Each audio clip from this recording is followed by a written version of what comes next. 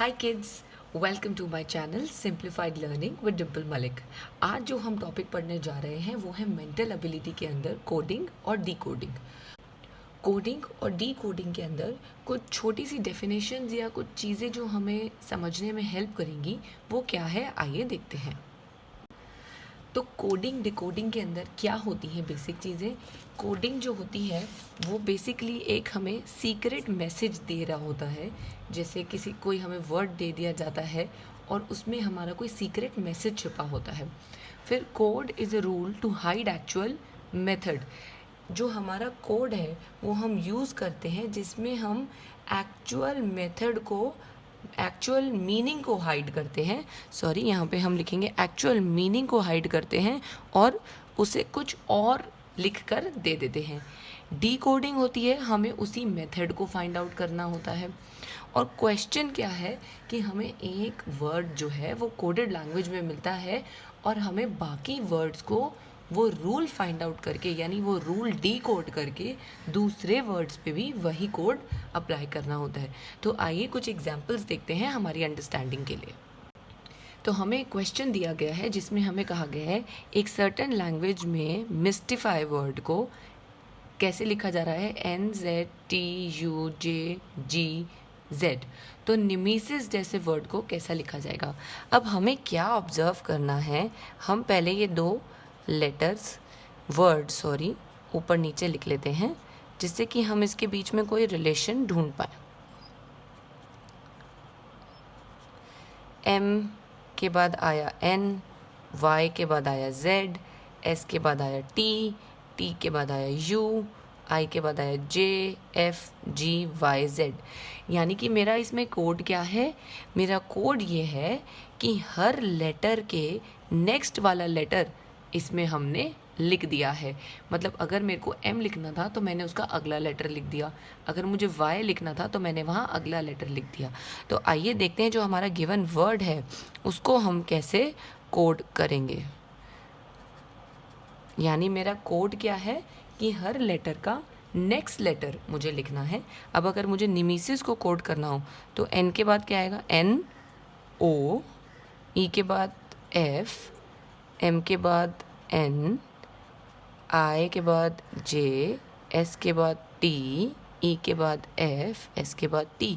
यानी मेरा जो आंसर है वो है OFNJTFT, यानी आंसर B।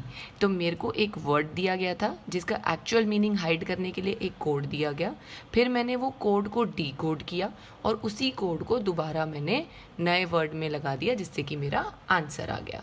तो चलिए एक दो एग्जाम्पल्स और देखते हैं। तो आइए, एक क्वेश्चन नंबर 2 है हमारे पास कि if tap is coded as SZO then how is freeze coded. अब मुझे दोबारा टैप का जो SZO लिखा हुआ है इसको मुझे डी कोड करना होगा। अब मैं इसमें देख रही हूँ कि T के बाद S तो नहीं आता, लेकिन S के बाद T आता है और Z पे जब ABCD ख़त्म हो जाती है तो दोबारा A आ जाता है और O के बाद अगेन P। तो पिछले क्वेश्चन में क्या था कि मेरा जो लेटर है वो नेक्स्ट लेटर दिया हुआ था, लेकिन इस क्वेश्चन में क्या है कि मेरा प्रीवियस लेटर जो है उसको हमारा डिकोड कर दिया गया है। यानी जहाँ T लिखना था तो उससे एक पहले वाला लेटर लिख दिया जो कि है S, जहाँ A लिखना था उससे एक पहले वाले लेटर को लिख दिया जहाँ जो कि है Z, और P जहाँ लिखना था वहाँ लिख दिया O। P से पहले क्या आता है, O। तो अगर मुझे फ्रीज कोड इसी तरह ये वाला कोड अप्लाई करना है तो मेरा आंसर आ जाएगा, F से पहले क्या आता है, E, R से पहले P, Q, E से पहले D, Z से पहले Y, E से पहले D। तो क्या ये मेरे पास आंसर में है, बिल्कुल। तो मेरा आंसर हो गया EQDDY एंड D। चलिए एक और एग्जाम्पल देखते हैं। अब हमें एक और यहाँ पे क्वेश्चन है जिसमें क्राउन को हमें इस वर्ड में कोड किया हुआ है, तो आइए देखते हैं। क्राउन BSNXM, B के बाद आता है C, R के बाद आता है S, N के बाद O आता है, W के बाद X और M के बाद N। यानी एक वर्ड के पिछला अल्फ़ाबेट एक नेक्स्ट लेटर का अगला अल्फ़ाबेट, फिर नेक्स्ट लेटर का पिछला अल्फ़ाबेट, अगला अल्फ़ाबेट, पिछला अल्फ़ाबेट।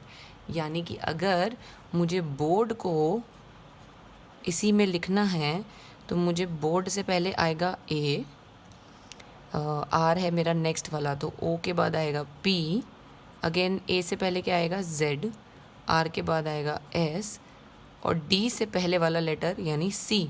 तो आंसर आ गया मेरा A P Z S C. तो ये हमने 3 तरीके के सी देखे कोडिंग डिकोडिंग में, जहाँ अल्फ़ाबेट या तो अगला था या पिछला था, या फिर एक अगला और एक पिछला अल्फ़ाबेट हमारे कोड्स में लगाया हुआ था। इसके बाद मैं आपको कुछ क्वेश्चंस दे रही हूँ, वो स्क्रीन पॉज करके आप वो क्वेश्चंस सॉल्व कर सकते हैं और उसके बाद वो आंसर्स जो है कमेंट सेक्शन में रिप्लाई कर सकते हैं।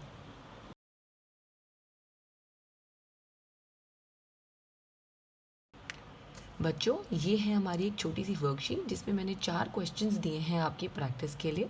इनके आंसर्स को कमेंट बॉक्स में ज़रूर ड्रॉप कीजिएगा, मैं वहाँ आपका रिप्लाई ज़रूर करूँगी। और अगर आपको मेरी वीडियोस अच्छी लग रही हैं तो प्लीज़ सब्सक्राइब ज़रूर कीजिए चैनल को, वीडियोस को लाइक कीजिए, अपने फ्रेंड्स के साथ शेयर कीजिए, ताकि मुझे पता चले कि आप लोगों को मेरी वीडियोस अच्छी लग रही हैं और मैं और वीडियोस डालूँगी। अभी के लिए बाय बाय।